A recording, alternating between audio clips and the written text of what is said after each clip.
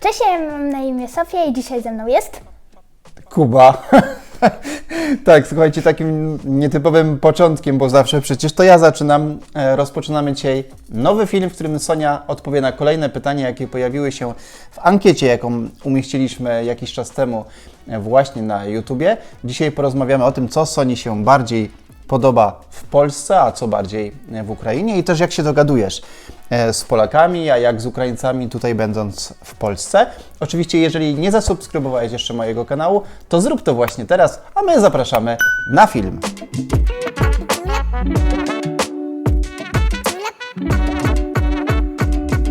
Więc zapraszamy Cię dzisiaj na kolejny odcinek. Jeżeli nie oglądałeś poprzednich odcinków z udziałem Sofii, to oczywiście zapraszamy do śledzenia naszego kanału i cofnięcia się do kilku filmów wcześniej. Sonia tam opowiada o tym, jak się odnajduje w Polsce, jak się odnajduje w polskiej szkole.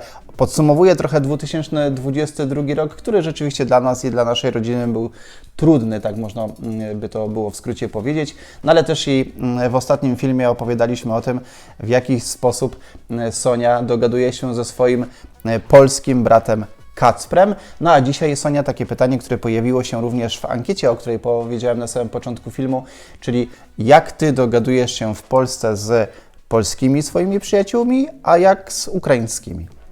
No to tak, z ukraińskimi jest mi o wiele łatwiej się dogadać, ponieważ ukraińscy dzieci to są bardziej tacy szaloni, ale w bardziej taki dobry sposób, że jest z nimi zawsze ciekawie, zawsze coś takiego fajnego robią, a polscy dzieci, na ile zauważyłam, to większość jest tak na poważnie. I z tymi, którzy są na poważnie, trochę nie jest ciekawie, bo nie wiem, ja taka jestem, wolę, kiedy jest ciekawie albo śmiesznie. Ja się w ogóle zastanawiam, co dla Ciebie oznacza, że ukraińskie dzieci są bardziej szalone. No, zachowują się zawsze tak ciekawie, w swój jakiś sposób, zawsze coś wymyślają nowego, zawsze coś ciekawego wyprawiają i to jest właśnie... A polskie? No, jak powiedziałam, zazwyczaj są na poważnie. Czyli co, takie już nie na swój wiek, takie jakby trochę starsze, tak? No, można tak powiedzieć. Okej. Ciężko mi to oczywiście ocenić, bo nie żyję w Twoim środowisku. Widzę tylko tutaj Twoją koleżankę Wikę, Tak. która przychodzi, spędzacie tam razem czas, oglądacie coś tam Tak, malujecie? zazwyczaj albo oglądamy, albo gadamy na jakieś tematy swoje, o szkole na przykład. No dobrze. No a kontynuując ten wątek, co podoba Ci się bardziej w Polsce? No jesteś już w Polsce lat 5, dobrze 5-6, liczę? Tak, tak. 5-6 już blisko. A co podoba Ci się bardziej w Ukrainie? Pytam, Sonia, o takie rzeczy na przykład, które widzisz, że są jakimiś różnicami. No nie, że na przykład w Polsce są, a w Ukrainie takich rzeczy nie było i odwrotnie. No to w Ukrainie na pewno bardzo mi się podoba jedzenie. O. W Polsce zawsze jakby, ja to zauważyłam, że lubicie tłuszcz. Uwielbiacie tłuszcz po prostu. tak. A w Ukrainie takiego czegoś nie ma. Jeśli porównać jedno i to samo jedzenie w Ukrainie i w Polsce, to w Polsce będzie bardziej tłuste. Nie mówię, że to źle, ale tak po prostu jest. W Polsce na przykład nie ma potraw, które bardzo uwielbiam w Ukrainie, na przykład pilmieni, bubliki, pierogi z ziemniakami. Bubliki? Bubliki. Co to takiego? Tak.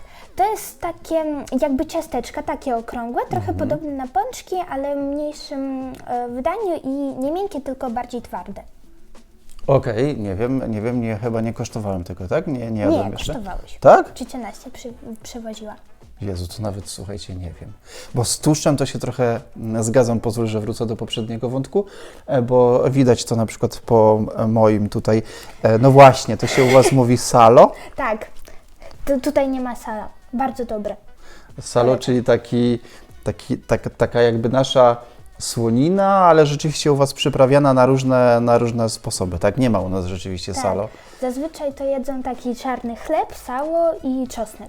Tak, ja pamiętam, jak byliśmy z Tobą, z mamą, jak byliśmy w restauracji w Kijowie, to ona była właśnie podawana z takim ciemnym, na takich ciemnych, kwadratowych chlebusiach. Było położone to salo, był też chyba czosnek, Tak, mi się czosnek. wydaje, i taka zielona cebulka. Naprawdę było I to pyszne. zazwyczaj się podaje do jakichś zup, na przykład barszczu. Okej. Tak, Czyli ustaliliśmy, że Nie ma barszczu takiego prawdziwego w Polsce ukraińskiego. Tak. Jak wy to mówicie, że to taka u nas jest zabarwiona woda? Tak, ja jak przyjechałam tu pierwszy raz, próbowałam barszcz, No. jaki się nazywał ukraiński. Nie było nic wspólnego z barszczem ukraińskim. To była po prostu taka koszmarnie ostra woda zafarbowana na czerwony. No, a to nie był zwykły taki u nas barszcz, jak się je na przykład na Wigilię barszcz z różkami? Nie, tam nie było łóżek, tam po prostu właśnie ta woda. Okej. No dobra. Nie wiem, gdzie byłaś. A byłaś w jakiejś restauracji z mamą, tak? Tak, tutaj niedaleko od... No dobra. Gdzie No, mieszkam. no to pewnie tak jest. No rzeczywiście w Polsce no pewnie na różne sposoby robimy barszcz. U nas takim typowym barszczem jest właśnie taki typowo wigilijny, świąteczny barszcz z uszkami. No ale barszcz ukraiński, jak myślę o tym, jak przygotowuje Twoja mama, no to jest rzeczywiście taki bardzo treściwy, dużo tam tych składników jest w środku i rzeczywiście jest naprawdę bardzo pyszny. Musimy mamę w ogóle namówić do tego, żeby w końcu nagrała film, jak ona przygotowuje taki barszcz ukraiński, bo mamy już jeden taki filmik z pielmieni.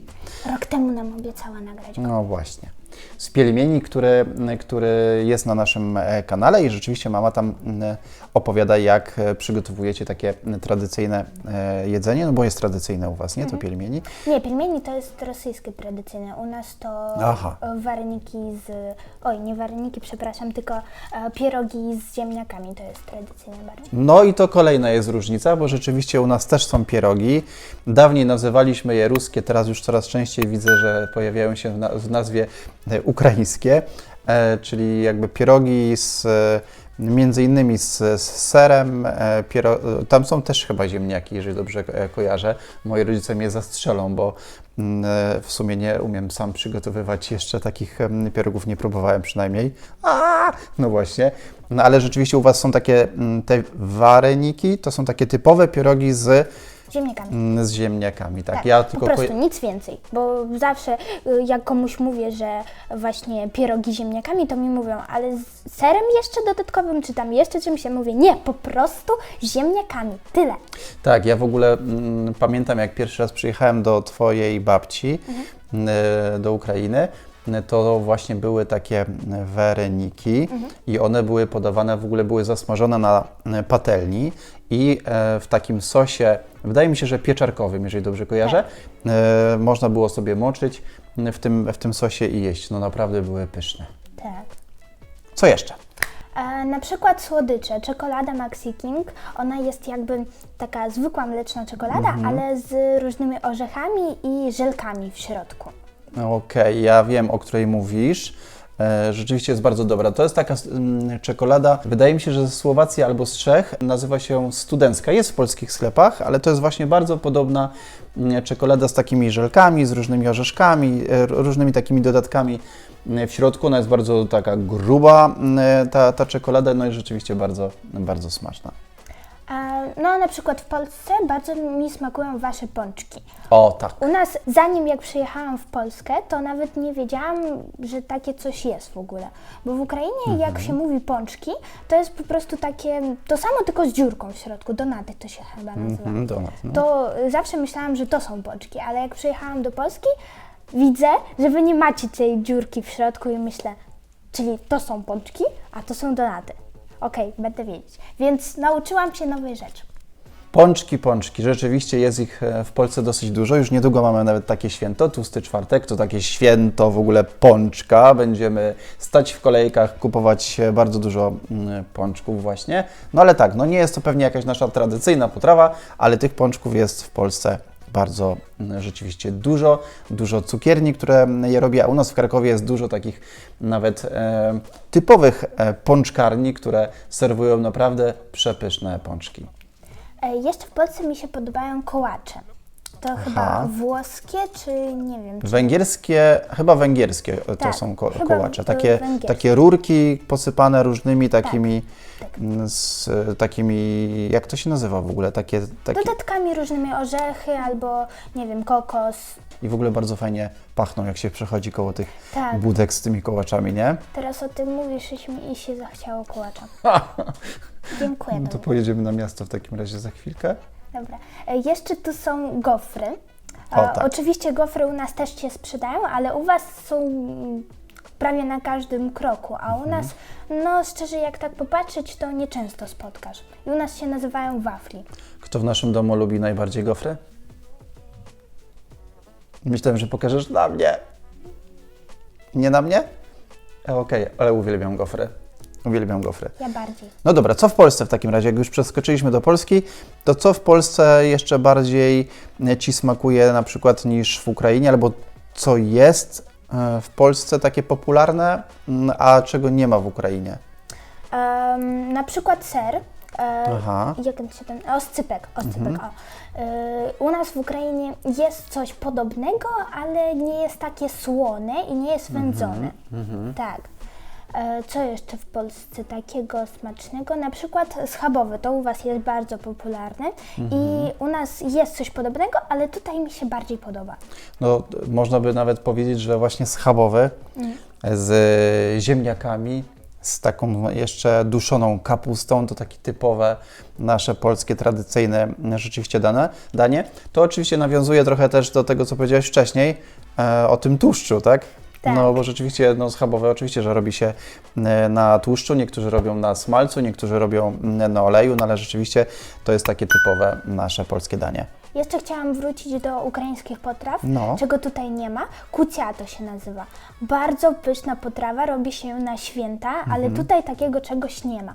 To się robi z maku, chyba miodu, z orzechami różnymi i to wszystko tworzy jakąś taką masę, bardzo smaczną kaszę jakby.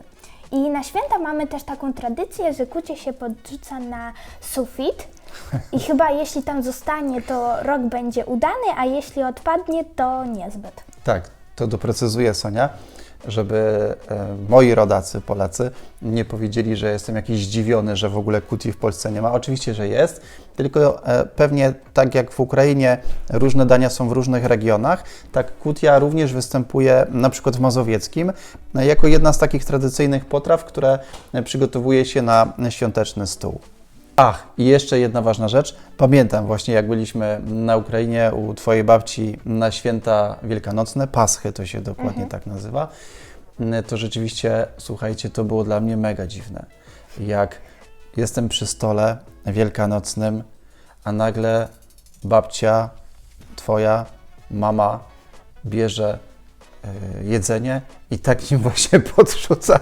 Myślę, o co tu chodzi, no ale to jak w każdym kraju, tak jak u nas na przykład łamie się opłatkiem, u Was tego nie ma, tak, w święta? U nas nie ma takiego. Tak, tam rzeczywiście to jest pewna forma tradycji. Ja nie wiem, jak jest rzeczywiście z tymi przepowiedniami, czy jak spadnie, tak, to dobry będzie rok? Jak Tak. nie spadnie, tak, jak to było?